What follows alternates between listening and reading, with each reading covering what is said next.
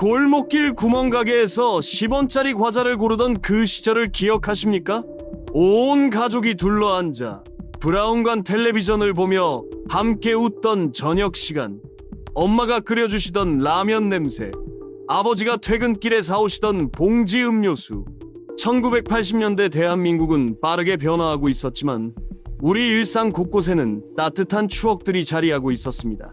그러나 경제 발전과 함께 많은 것들이 조용히 사라졌습니다.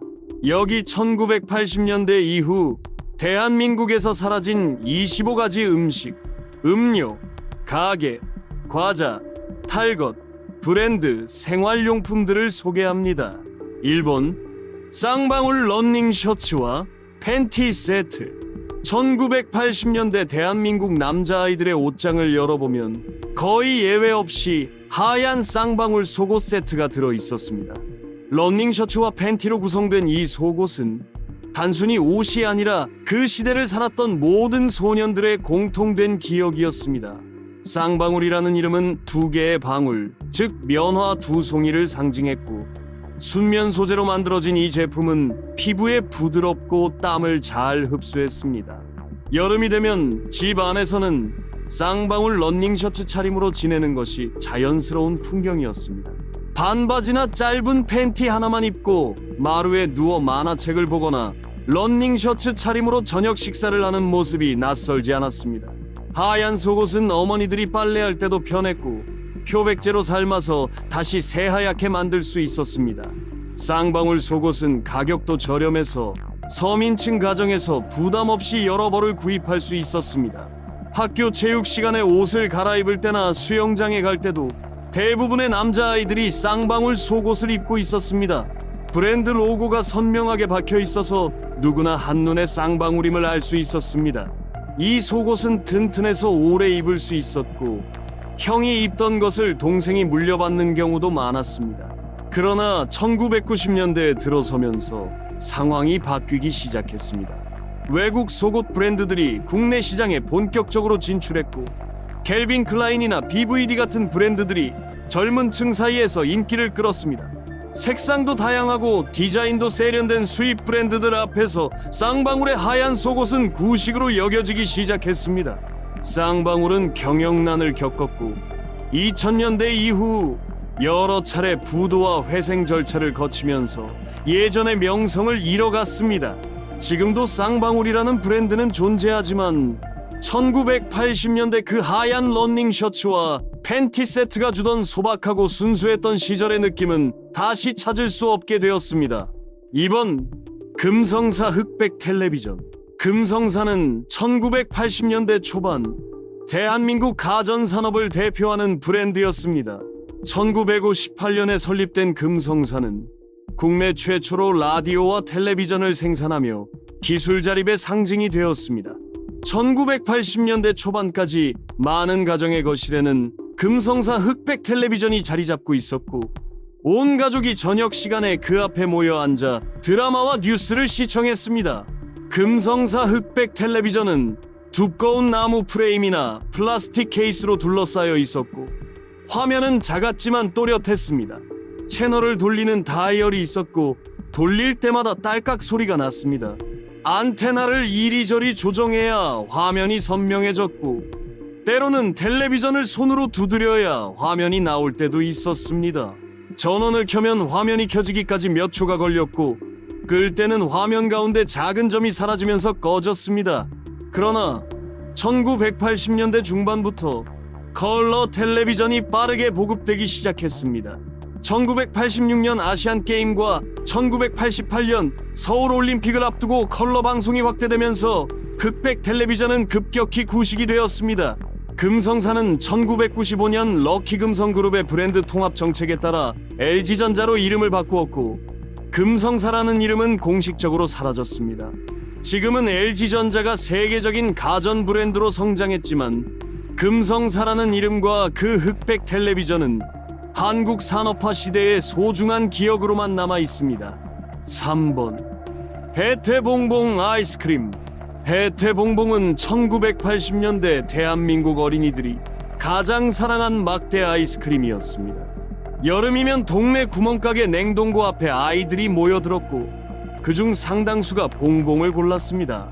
봉봉이라는 이름은 둥근 모양 두 개가 막대 위에 올라간 형태에서 유래했고 초코맛과 딸기맛 두 가지 종류가 있었습니다. 봉봉의 가장 큰 매력은 당첨 막대였습니다. 아이스크림을 다 먹고 나서 막대를 확인했을 때 당첨이라는 글자가 쓰여 있으면 가게 주인에게 가져가서 하나를 더 받을 수 있었습니다. 당첨 확률은 높지 않았지만 그 설렘 때문에 아이들은 봉봉을 더욱 좋아했습니다. 친구가 당첨 막대를 뽑으면 부러워하며 함께 기뻐했고 본인이 당첨되면 온 동네에 자랑하고 다녔습니다. 봉봉은 가격도 저렴해서 용돈이 적은 아이들도 부담 없이 살 수 있었습니다. 초코맛은 진한 초콜릿 맛이 났고 딸기 맛은 새콤달콤했습니다. 한 입 베어 물면 시원함이 입안 가득 퍼졌고 여름 더위를 잊게 해주었습니다. 그러나 1990년대 중반부터 아이스크림 시장이 변하기 시작했습니다. 하겐다즈 같은 프리미엄 아이스크림 브랜드들이 들어왔고 국내 제조사들도 더 다양하고 고급스러운 제품들을 내놓았습니다. 소비자들의 기호가 변하면서 단순하고 저렴한 봉봉은 점차 인기를 잃었고 결국 단종되었습니다. 지금은 봉봉을 어디에서도 찾아볼 수 없지만 그 달콤한 맛과 당첨 막대의 설렘은 1980년대를 산 사람들의 기억 속에 여전히 생생하게 남아 있습니다. 4번 청량리 588 시외버스 터미널. 1980년대 청량리는 서울의 주요 교통거점 중 하나였습니다. 청량리 588번지에 자리한 시외버스 터미널은 지방에서 서울로 올라오는 사람들이 가장 먼저 도착하는 곳이었습니다. 강원도와 경기 북부 지역을 연결하는 버스들이 이곳에 집결했고 주말이면 고향을 방문했다가 돌아오는 사람들과 상경하는 사람들로 북적였습니다. 터미널 안은 언제나 사람들과 짐으로 가득했습니다. 큰 보따리를 든 할머니들, 군복무를 마치고 제대하는 젊은이들, 서울에서 대학을 다니는 학생들이 섞여 있었습니다. 매표소 앞에는 긴 줄이 늘어서 있었고 대합실에서는 떡볶이와 어묵을 파는 작은 가게들이 영업을 했습니다. 버스 출발 시간을 알리는 안내방송이 울려 퍼지면 사람들은 짐을 챙겨 플랫폼으로 향했습니다. 청량리 터미널은 단순한 교통시설이 아니라 이별과 만남의 장소였습니다. 서울로 떠나는 자식을 배웅하는 부모들, 고향으로 돌아가는 친구를 배웅하는 사람들의 모습이 일상적인 풍경이었습니다. 그러나 1980년대 후반부터 고속버스 시스템이 발달하고 강변과 동서울 같은 현대적인 터미널들이 생기면서 청량리 터미널의 역할은 점차 축소되었습니다. 2000년대 들어 청량리 일대가 재개발되면서 588 시외버스 터미널은 완전히 사라졌습니다.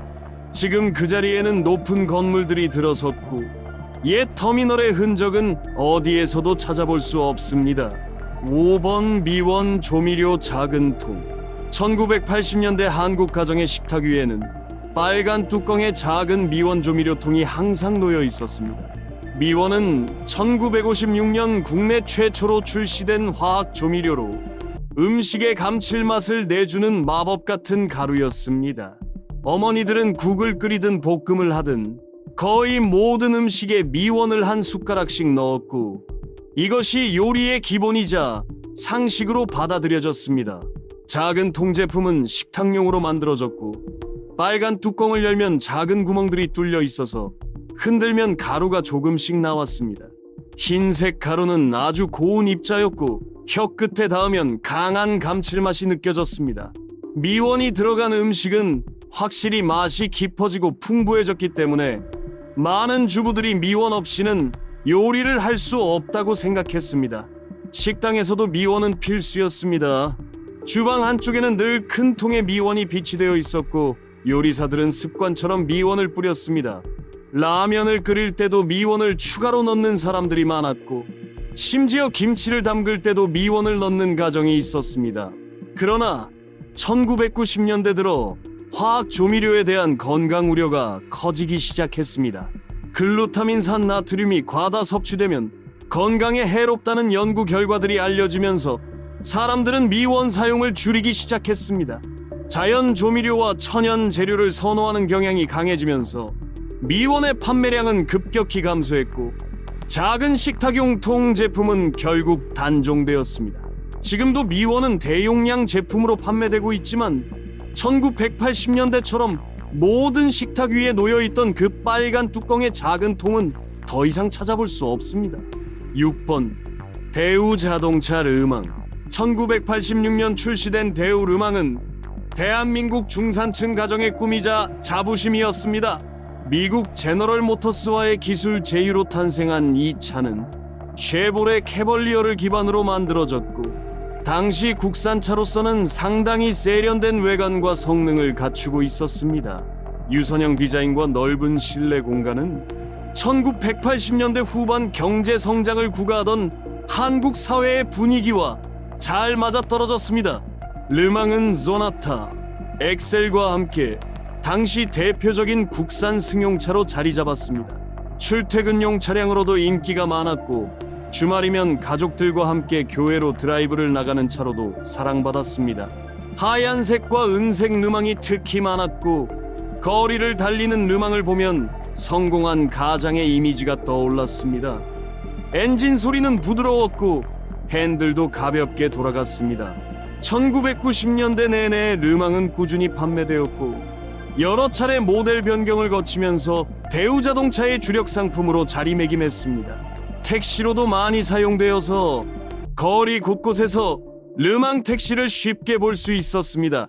그러나 1997년 외환위기 이후 대우그룹은 심각한 경영난에 빠졌고 2000년 대우자동차는 결국 부도를 맞았습니다. 회사가 해체되면서 르망도 생산이 중단되었고 대우자동차의 자산은 제너럴 모터스에 인수되어지 M대우로 재편되었습니다. 르망이라는 이름은 더 이상 사용되지 않았고 1980년대 중산층의 꿈을 실어 나르던 그 차는 완전히 역사 속으로 사라졌습니다. 7번 삼립 야채빵. 1980년대 학교 앞 문방구나 구멍가게에 가면 삼립 야채빵을 쉽게 찾을 수 있었습니다. 야채빵은 당근과 양배추 같은 채소를 잘게 다져서 반죽에 섞어 만든 독특한 빵이었습니다.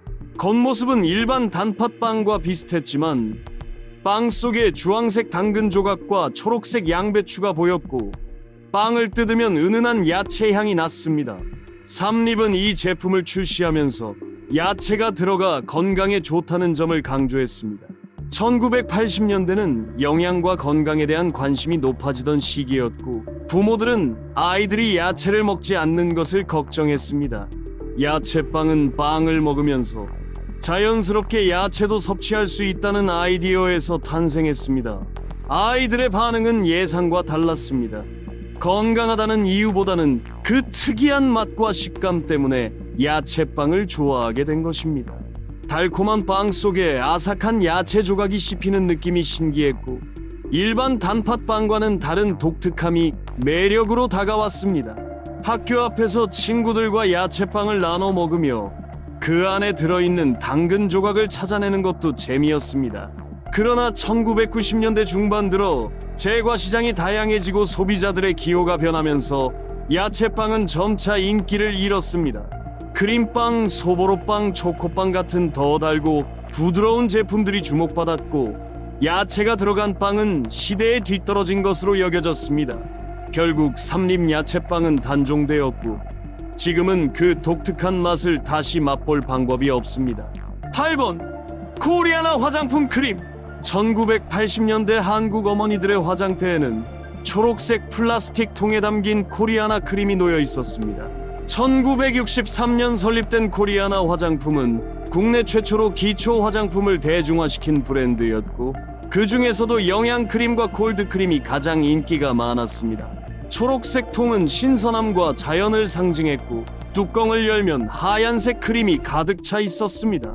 코리아나 크림의 가장 큰 장점은 가격이었습니다.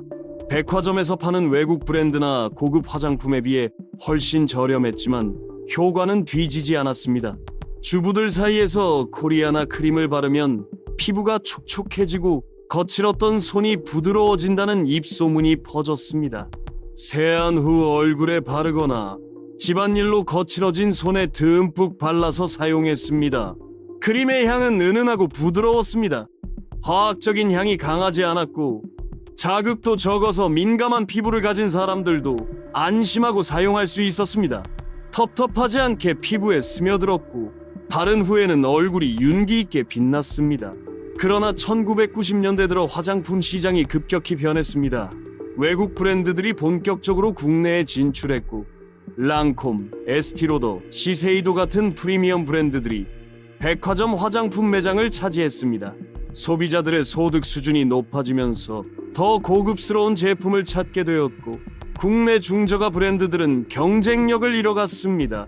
코리아나는 브랜드를 유지하고 있지만 1980년대 그 초록색 통에 담겨있던 크림의 명성과 대중성은 예전만 못합니다. 9번 롯데 쭈쭈바 오렌지 맛. 1980년대 여름철 대한민국 어린이들이 가장 사랑한 아이스크림은 롯데 쭈쭈바였습니다. 1971년 처음 출시된 쭈쭈바는 빨아먹는 형태의 아이스크림으로 막대 아이스크림과는 다른 독특한 즐거움을 주었습니다. 여러 가지 맛이 있었지만 그 중에서도 오렌지 맛이 압도적인 인기를 차지했습니다. 오렌지 맛 쭈쭈바는 밝은 주황색이었고 비닐 포장을 뜯으면 상큼한 오렌지 향이 코를 찔렀습니다. 입에 넣고 천천히 빨아먹으면 달콤하면서도 새콤한 오렌지 맛이 입안 가득 퍼졌습니다. 급하게 먹으면 혀가 시리고 이가 시렸지만 그것도 여름의 더위를 식히는 즐거움의 일부였습니다. 쭈쭈바를 빨다가 잠깐 입에서 빼면 표면이 녹아서 반짝반짝 빛났고 다시 입에 넣으면 미끄러운 느낌이 독특했습니다. 동네 구멍가게나 슈퍼마켓 냉동고에는 항상 쭈쭈바가 가득했고 학교가 끝나면 아이들이 몰려와서 쭈쭈바를 사갔습니다. 가격도 저렴해서 적은 용돈으로도 충분히 살 수 있었고 친구들과 함께 쭈쭈바를 빨며 더위를 식히던 기억은 많은 이들에게 소중한 추억으로 남아 있습니다. 지금도 쭈쭈바는 여전히 판매되고 있고 오렌지 맛도 존재합니다.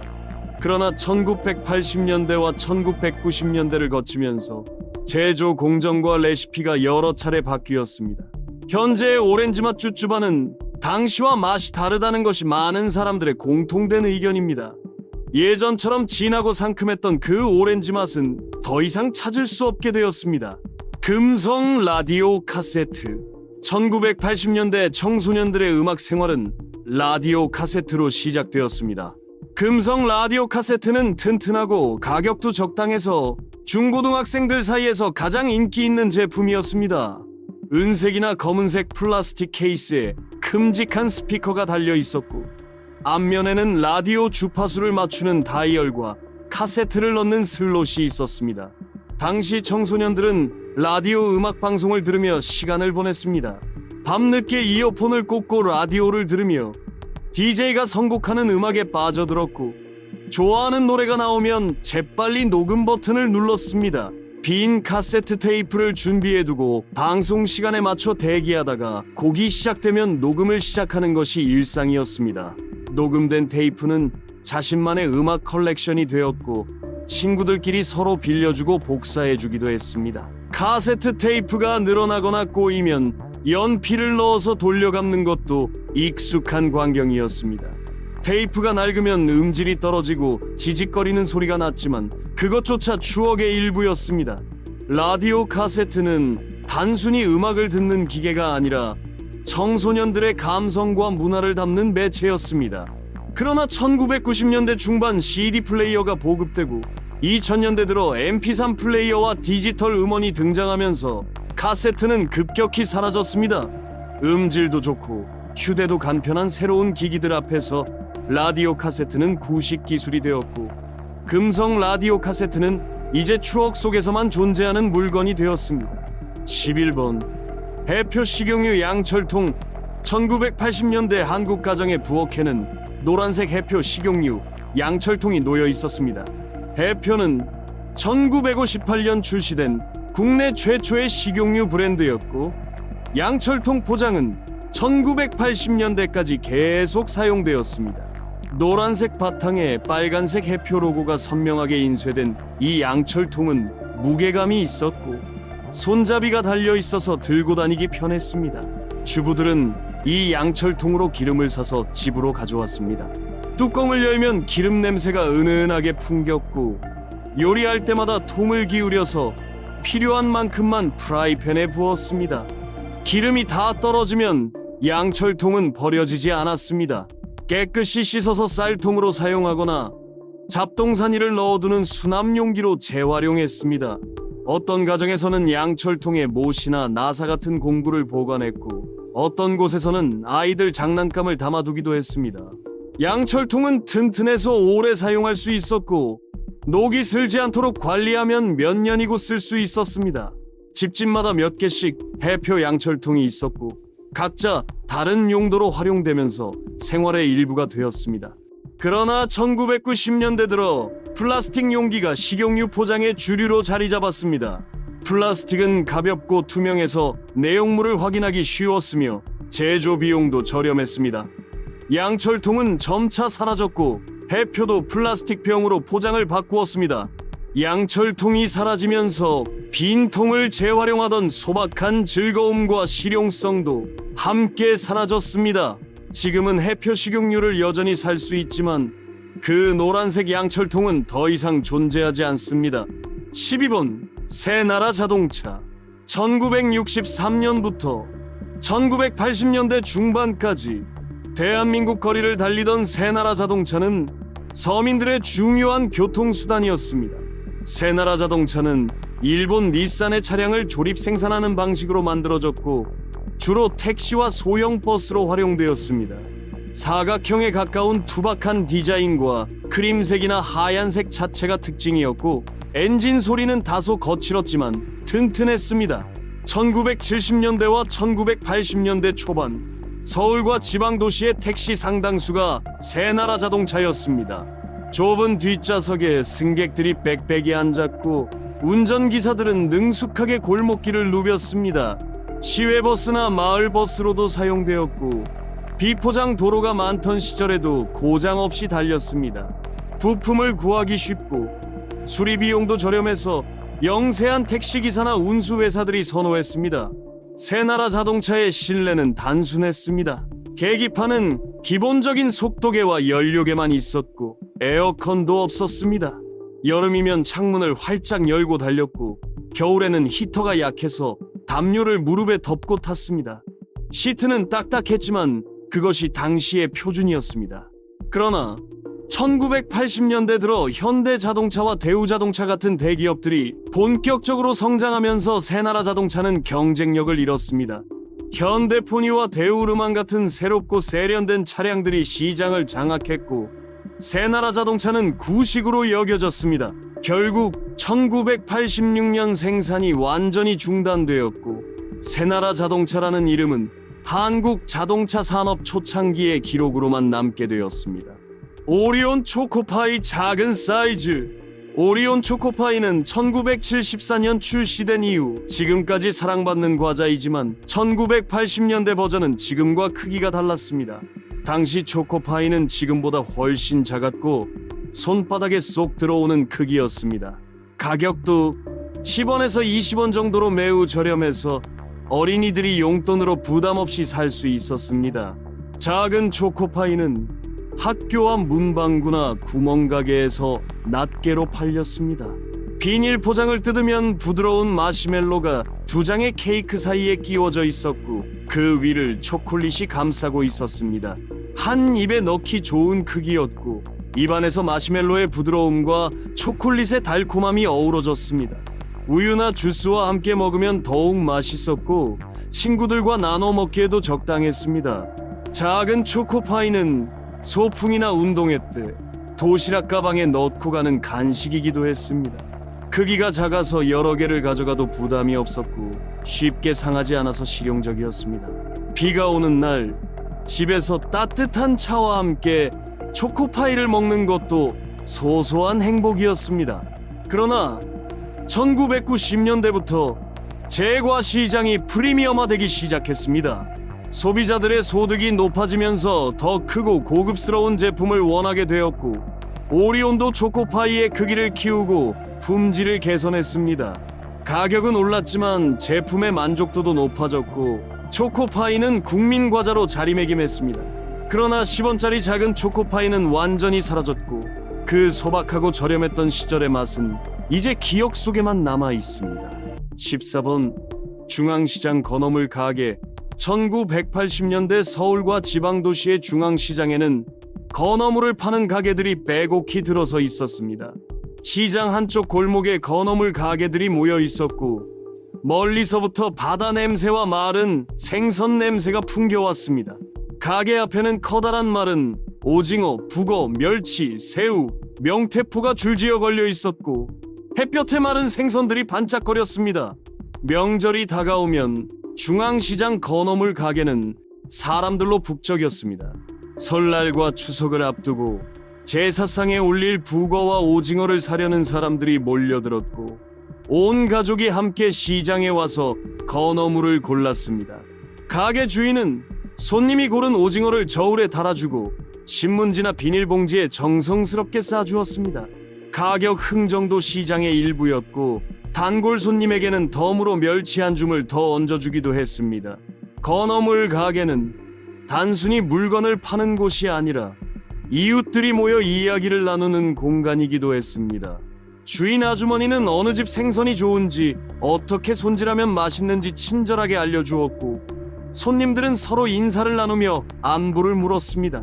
그러나 1990년대 들어 대형마트가 생기기 시작하면서 재래시장은 점차 쇠퇴했습니다.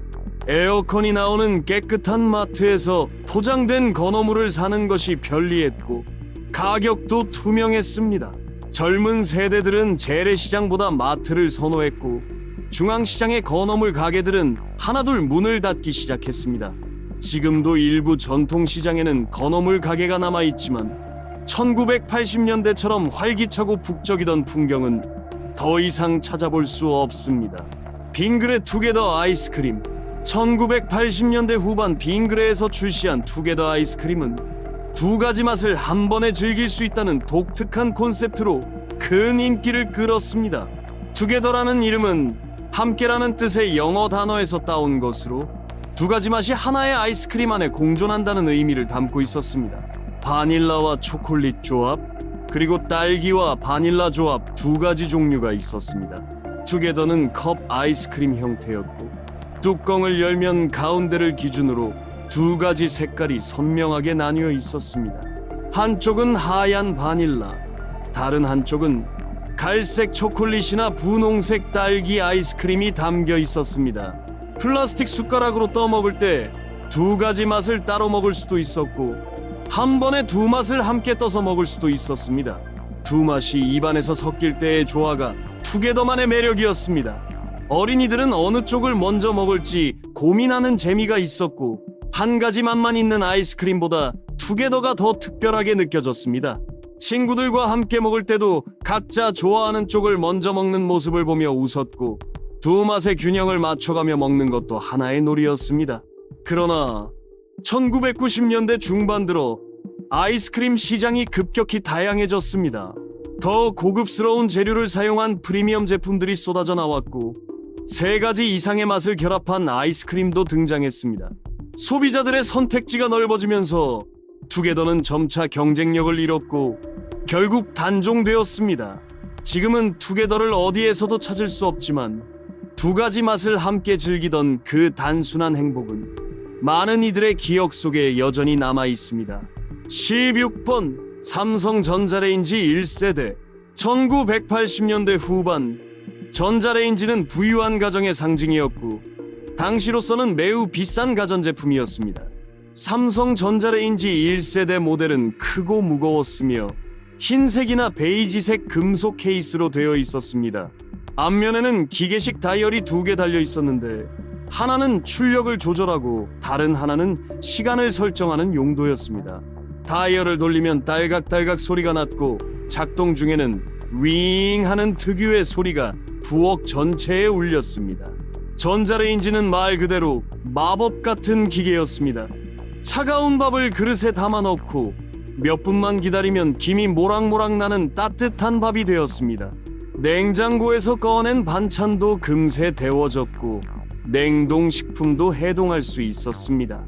가스레인지로 일일이 데우던 시절에 비하면 혁명적인 변화였습니다.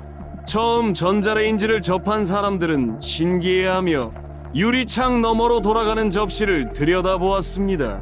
금속 그릇을 넣으면 불꽃이 튀어서 고장이 난다는 이야기가 퍼지면서 사람들은 조심스럽게 사용했습니다. 사용 설명서를 꼼꼼히 읽고 전자레인지 전용 용기를 따로 구입하기도 했습니다. 그러나 1990년대와 2000년대를 거치면서 전자레인지 기술은 급속도로 발전했습니다. 디지털 디스플레이가 달리고 자동 조리 기능이 추가되었으며 크기도 작아지고 디자인도 세련되어졌습니다. 가격도 저렴해져서 이제는 거의 모든 가정에 전자레인지가 있습니다. 1980년대에 투박하고 무거운 1세대 모델들은 모두 폐기되었고 지금은 박물관이나 사진으로만 그 모습을 확인할 수 있습니다. 17번 동화약품 활명수 작은 병. 1980년대 한국 가정의 약장에는 갈색 작은 유리병에 담긴 활명수가 반드시 들어있었습니다. 1897년 민병호 선생이 개발한 활명수는 100년이 넘는 역사를 가진 국민 상비약으로 소화불량이나 배탈, 체했을 때 먹는 약이었습니다. 작은 유리병은 손바닥에 쏙 들어오는 크기였고 갈색 유리는 약 성분을 햇빛으로부터 보호해 주었습니다. 배가 아프거나 속이 더부룩하면 어머니들은 약장에서 활명수병을 꺼내셨습니다. 뚜껑을 열면 특유의 한약 냄새가 났고 진한 갈색 액체가 담겨 있었습니다. 숟가락에 따라서 한 숟가락씩 먹었는데 맛은 쓰고 독특했지만 곧 속이 편안해지는 느낌이 들었습니다. 여행을 갈 때나 소풍을 갈 때도 혹시 모를 배탈에 대비해 작은 활명수병을 챙겨가곤 했습니다. 활명수는 한약 성분으로 만들어져서 화학약품에 대한 거부감이 있는 사람들도 안심하고 먹을 수 있었습니다. 급체했을 때, 과식했을 때, 소화가 안 될 때 활명수는 만능 해결사였습니다. 집집마다 한두 병씩은 비치해 두었고 동네 약국에서 쉽게 구입할 수 있었습니다. 지금도 활명수는 동화약품에서 계속 생산되고 있습니다. 그러나 포장과 용량이 바뀌었고 1980년대에 흔히 보던 작은 갈색 유리병 제품은 더 이상 판매되지 않습니다. 플라스틱 병이나 파우치 형태로 바뀌었고 용량도 다양해졌습니다. 옛날 그 작은 유리병을 흔들 때 나던 소리와 갈색 액체를 숟가락에 따르던 기억은 이제 1980년대를 산 사람들의 추억 속에만 남아 있습니다. 남대문 시장 도매 양말 가게. 1980년대 남대문 시장은 서울 최대의 도매 시장이자 소매 시장이었습니다. 시장 안 좁은 골목 한쪽에는 양말 가게들이 빼곡히 모여 있었고 아침부터 저녁까지 사람들로 붐볐습니다. 양말 가게들은 대부분 작은 점포였지만 천장부터 바닥까지 온갖 종류의 양말로 가득 차 있었습니다. 남성용, 여성용, 어린이용 양말이 색깔별, 무늬별로 정리되어 있었고 한쪽 벽면에는 스타킹도 걸려 있었습니다. 도매로 양말을 사러 온 사람들은 한 다스씩 또는 여러 다스씩 주문했습니다. 가게 주인은 능숙하게 양말을 세어서 묶음으로 만들어 주었고 큰 비닐봉지에 담아 주었습니다. 소매로 사는 손님들도 많았는데 가족 전체의 양말을 한꺼번에 사면 도매가에 가까운 가격으로 살 수 있었습니다. 가격 흥정도 자연스러운 일이었고 단골 손님에게는 조금 더 깎아주거나 양말 한 켤레를 덤으로 얹어주기도 했습니다.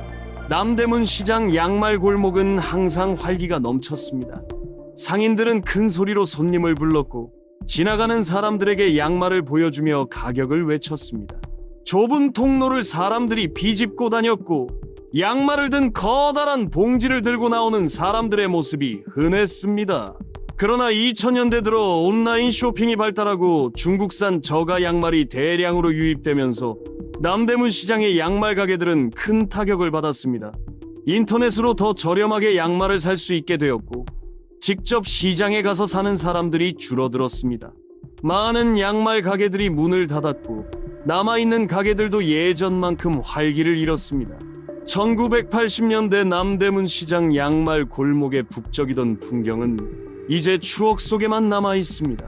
19번 해태 맛동산. 옛날 버전 혜태 맛동산은 1975년 출시된 이후 지금까지 사랑받는 스테디셀러 과자이지만 1980년대 버전은 지금과 상당히 달랐습니다. 당시 맛동산은 지금보다 크기가 컸고 모양도 더 울퉁불퉁했습니다. 땅콩 가루가 훨씬 두껍게 묻어 있어서 손에 들면 가루가 손가락에 잔뜩 묻었고 입에 넣으면 고소한 땅콩 맛이 강하게 느껴졌습니다. 1980년대 맛동산은 바삭함이 특징이었습니다. 입에 넣고 씹으면 겉은 아삭하게 부서졌고 속은 쌀과 옥수수로 만든 튀밥이 가볍게 씹혔습니다. 단맛과 짠맛이 적절히 어우러져 있었고 땅콩과 쌀의 조화가 독특했습니다. 한 봉지를 뜯으면 금방 다 먹어버릴 만큼 중독성이 있었고 과자 부스러기가 봉지 바닥에 가득 남았습니다. 학교 소풍이나 운동회 때 맛동산은 필수 간식이었습니다. 친구들과 나눠 먹으며 누가 더 큰 조각을 골랐는지 비교하기도 했고 땅콩 가루가 많이 묻은 것을 찾는 것도 재미였습니다. 텔레비전 광고에서는 맛동산을 먹는 어린이들이 등장해 쾌활한 음악과 함께 제품을 홍보했습니다. 시간이 지나면서 혜태는 제조 공정을 현대화하고 레시피를 여러 차례 조정했습니다. 위생 기준이 강화되고 생산 효율성이 높아지면서 맛동산의 크기와 모양이 균일해졌고 땅콩 가루의 양도 조절되었습니다. 지금의 맛동산도 맛있지만 1980년대 버전을 먹어본 사람들은 예전 그 크고 바삭하고 땅콩 가루가 듬뿍 묻어있던 맛동산이 더 좋았다고 회상합니다. 원래의 맛과 식감은 제조 방식의 변화와 함께 조금씩 변해갔고 1980년대 그 맛은 이제 다시 맛볼 수 없게 되었습니다. 20번 금성 선풍기 철제 모델. 1980년대 여름 한국 가정의 더위를 식혀준 것은 금성 철제 선풍기였습니다. 에어컨이 보급되기 전 선풍기는 여름을 나는 유일한 방법이었고 그 중에서도 금성 제품이 가장 많이 팔렸습니다. 철제 선풍기는 묵직하고 육중했으며 받침대부터 날개까지 모두 금속으로 만들어졌습니다. 회색이나 하얀색 도색이 되어 있었고 앞면에는 금성 로고가 선명하게 박혀 있었습니다. 선풍기 날개는 3개 또는 4개의 금속 날개로 구성되어 있었고 철망으로 된 보호망이 앞뒤로 씌워져 있었습니다. 전원을 켜면 날개가 돌아가면서 윙윙거리는 소리가 났고 속도를 높이면 소리도 커졌습니다. 목 부분을 돌리면 좌우로 회전하며 바람을 보냈고 각도를 조절해서 위아래로도 바람을 보낼 수 있었습니다. 철제 선풍기는 무거워서 한번 놓으면 옮기기 힘들었지만 그만큼 튼튼했습니다. 10년, 20년을 사용해도 고장이 나지 않았고 모터가 약해지면 수리해서 다시 쓸 수 있었습니다. 여름밤이면 선풍기를 틀어놓고 잠을 잤고 선풍기 바람에 신문지나 커튼이 펄럭이는 모습이 익숙한 풍경이었습니다. 다만 금속 날개가 위험해서 어린아이들이 손가락을 다치는 사고도 종종 있었습니다. 1990년대 들어 플라스틱 선풍기가 등장하면서 상황이 바뀌었습니다. 플라스틱 제품은 가볍고 안전했으며 디자인도 세련되었습니다. 또한 에어컨이 점차 보급되면서 선풍기의 수요 자체가 줄어들었습니다. 철제 선풍기는 구식이 되었고 하나둘 버려지거나 고철로 팔려나갔습니다.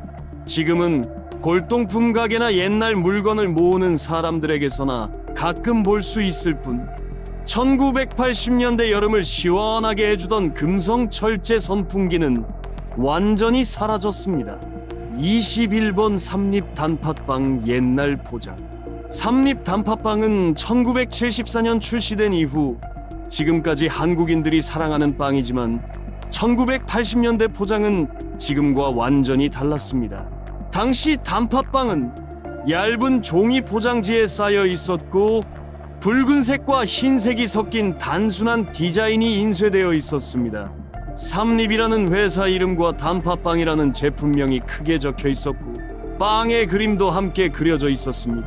종이 포장은 빵을 완벽하게 밀봉하지 못했기 때문에 포장지를 통해 빵 냄새가 은은하게 풍겼습니다. 가게에서 단팥빵을 사서 가방에 넣고 집으로 오는 길에도 빵 냄새가 났고 그 냄새는 식욕을 돋웠습니다.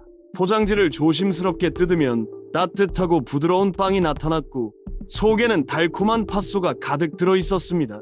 종이 포장의 단팥빵은 손으로 만지면 포장지가 약간 기름기를 흡수해서 촉촉해졌습니다. 빵을 먹고 난 후 종이는 구겨서 버렸고 그 종이에서도 빵 냄새가 남아 있었습니다. 아이들은 학교 가는 길에 단팥빵을 사서 걸어가며 먹었고 포장지를 벗기는 과정 자체가 하나의 의식처럼 느껴졌습니다. 그러나 1990년대 들어 식품 위생 기준이 강화되면서 종이 포장은 문제가 되었습니다. 종이는 완전히 밀봉되지 않아 빵이 쉽게 상할 수 있었고 외부 오염에도 취약했습니다. 삼립은 비닐 포장으로 전환했고 이후 플라스틱 필름 포장이 도입되었습니다. 비닐 포장은 위생적이고 보관 기간도 길었지만 1980년대 종이 포장 단팥빵이 주던 소박하고 따뜻한 느낌은 사라졌습니다. 지금의 단팥빵은 깨끗하고 현대적이지만 종이 포장을 뜯을 때의 그 특별한 감각은 더 이상 느낄 수 없습니다. 22번 코오롱 등산복 구형 모델. 1980년대 대한민국에는 등산붐이 일었고 주말이면 온 가족이 가까운 산으로 향했습니다. 이때 코오롱 등산복은 등산객들의 필수 아이템이었습니다. 코오롱은 1957년 설립된 국내 최초의 합성 섬유 회사였고 1970년대부터 등산복과 아웃도어 의류를 생산하기 시작했습니다. 1980년대 코오롱 등산복은 오렌지색, 노란색, 빨간색 같은 화려한 원색이 특징이었습니다. 구형 코오롱 등산복은 두꺼운 나일론 소재로 만들어졌고 바람막이 기능을 했습니다. 겉감은 반짝거렸고 지퍼를 올리면 바스락거리는 소리가 났습니다. 앞면에는 여러 개의 주머니가 달려 있었고 가슴 부분에는 코오롱 로고가 크게 새겨져 있었습니다. 산에 가면 비슷한 디자인의 코오롱 등산복을 입은 사람들을 쉽게 볼 수 있었고 화려한 색상 덕분에 멀리서도 눈에 잘 띄었습니다. 등산복은 튼튼해서 오래 입을 수 있었지만 통기성은 좋지 않았습니다. 땀을 많이 흘리면 안쪽이 축축해졌고 여름에는 덥게 느껴졌습니다. 그러나 당시에는 이것이 표준이었고 사람들은 불편함을 감수하며 입었습니다. 코오롱 등산복을 입는 것은 어느 정도 경제력을 보여주는 상징이기도 했습니다. 1990년대 들어 노스페이스, 콜롬비아 같은 외국 아웃도어 브랜드들이 국내에 진출하면서 시장이 변했습니다. 이들 브랜드는 고어텍스 같은 첨단 기능성 원단을 사용했고 디자인도 훨씬 세련되었습니다. 투박하고 화려했던 코오롱 구형 등산복은 구식으로 여겨지기 시작했고 사람들은 더 이상 그런 스타일을 입지 않게 되었습니다. 코오롱도 디자인과 소재를 현대화했지만 1980년대 그 오렌지색 등산복은 이제 레트로 감성으로만 기억되는 시대의 유물이 되었습니다. 23번 롯데월드 개장 전 잠실 유원지. 1989년 롯데월드가 문을 열기 전 잠실 일대에는 작은 규모의 놀이공원이 있었습니다. 이 유원지는 1970년대부터 운영되었고 서울 동쪽 지역 주민들에게 가장 가까운 놀이공간이었습니다. 규모는 크지 않았지만 청룡열차, 바이킹, 회전목마, 범퍼카 같은 기본적인 놀이기구들이 갖춰져 있었고 주말이면 가족 단위 방문객들로 붐볐습니다. 청룡열차는 유원지의 대표 놀이기구였습니다. 레일을 따라 오르내리며 속도를 내는 이 기구는 아이들에게는 스릴 넘치는 모험이었고 비명 소리가 유원지 전체에 울려 퍼졌습니다. 바이킹은 큰 배 모양의 놀이기구로 좌우로 크게 흔들리면서 중력을 느끼게 했습니다. 회전목마는 어린 아이들이 좋아했고 색색의 말과 마차가 음악에 맞춰 빙글빙글 돌았습니다. 유원지 안에는 솜사탕과 튀김, 떡볶이를 파는 작은 매점들이 있었고 아이들은 풍선과 장난감을 사달라고 조르기도 했습니다. 입구에서 표를 사면 놀이기구마다 추가 요금을 내야 했고 하루 종일 놀아도 비용은 그리 많이 들지 않았습니다. 잠실 유원지는 소박했지만 가족들에게 행복한 추억을 만들어주는 장소였습니다. 그러나 1980년대 후반 롯데그룹이 잠실 일대에 거대한 복합 레저 시설을 건설하기로 결정하면서 상황이 바뀌었습니다. 1989년 롯데월드가 개장하면서 실내와 야외를 아우르는 대규모 테마파크가 들어섰고 기존의 작은 유원지는 완전히 철거되었습니다. 롯데월드는 최신 놀이기구와 화려한 퍼레이드, 캐릭터 쇼를 선보이며 한국 테마파크의 새로운 기준을 제시했습니다.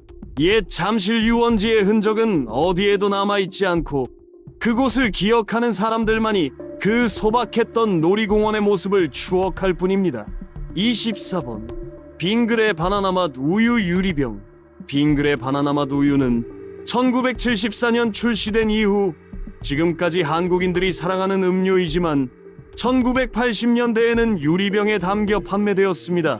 투명한 유리병에 노란색 라벨이 붙어 있었고 라벨에는 빙그레 로고와 바나나 그림이 그려져 있었습니다. 병 입구는 금속 뚜껑으로 막혀 있었고 뚜껑을 따면 딸각 소리가 나면서 열렸습니다. 유리병 바나나맛 우유는 무게감이 있었습니다.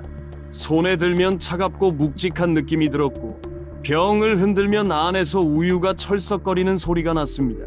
입에 대고 마시면 유리 특유의 매끈한 촉감이 느껴졌고 달콤한 바나나맛 우유가 목을 타고 넘어갔습니다. 다 마신 후 병 안쪽에 남은 우유 자국이 보였고 물로 헹궈서 깨끗하게 만들었습니다.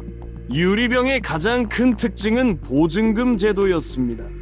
병을 살 때 보증금을 포함해서 돈을 냈고 다 마신 병을 가게에 반환하면 보증금을 돌려받았습니다.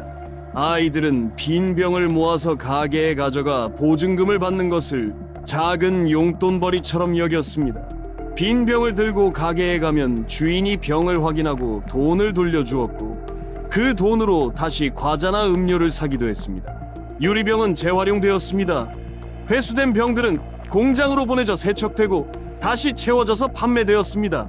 이는 환경적으로도 의미 있는 시스템이었고 자원 절약에도 도움이 되었습니다. 그러나 1990년대 초 빙그레는 플라스틱 용기로 포장을 전환했습니다. 플라스틱은 가볍고 깨지지 않았으며 보증금 제도를 운영할 필요도 없었습니다. 생산과 유통이 간편해졌고 소비자들도 빈 병을 반환하러 가는 수고를 덜 수 있었습니다. 유리병은 사라졌고 병을 반환하고 보증금을 돌려받던 추억도 함께 사라졌습니다. 25번 대한통운 초록색 화물차. 1980년대 대한민국 거리에서 가장 흔하게 볼 수 있었던 화물차는 대한통운의 초록색 트럭이었습니다. 대한통운은 1930년 설립된 국내 최초이자 최대의 물류회사였고 1980년대에는 사실상 국내 화물 운송을 독점하다시피 했습니다. 초록색 화물차는 대한통운의 상징이었고 차체 옆면에는 흰색 글씨로 대한통운이라고 크게 적혀 있었습니다. 이 초록색 트럭들은 이삿짐을 나르거나 화물을 배송하는 데 사용되었습니다. 이사를 하는 날이면 집 앞에 대한통운 트럭이 도착했고 짐꾼들이 가구와 짐을 트럭에 실었습니다. 트럭 뒤에는 큰 짐칸이 있었고 문을 열면 안에 여러 가정의 짐들이 빼곡히 실려 있었습니다. 기업들도 상품을 운송할 때 대한통운을 이용했고 공장에서 생산된 물건들이 이 초록색 트럭에 실려 전국 각지로 배송되었습니다. 대한통운 트럭은 튼튼했지만 속도는 느렸습니다. 무거운 짐을 가득 싣고 도로를 달리는 모습이 일상적인 풍경이었고 엔진 소리도 우렁찼습니다. 기사들은 전국을 누비며 물건을 배달했고 험한 비포장 도로도 마다하지 않았습니다. 그러나 1990년대 들어 물류 시스템이 현대화되고 택배 산업이 발전하면서 대한통운의 독점 체제가 무너졌습니다. 한진, 현대, CJ 같은 다양한 택배 회사들이 생겨났고 각 회사마다 고유의 색상과 브랜드를 가진 차량들을 운영했습니다. 물류 기술도 발전해서 소형 화물차와 효율적인 배송 시스템이 도입되었습니다. 대한통운은 2000년 현대그룹에 인수되어 현대로지스틱스로 이름이 바뀌었고 초록색 화물차는 점차 사라졌습니다. 지금은 다양한 색상의 택배 차량들이 거리를 누비고 있지만 1980년대 물류의 상징이었던 대한통운 초록색 화물차는 더 이상 볼 수 없습니다.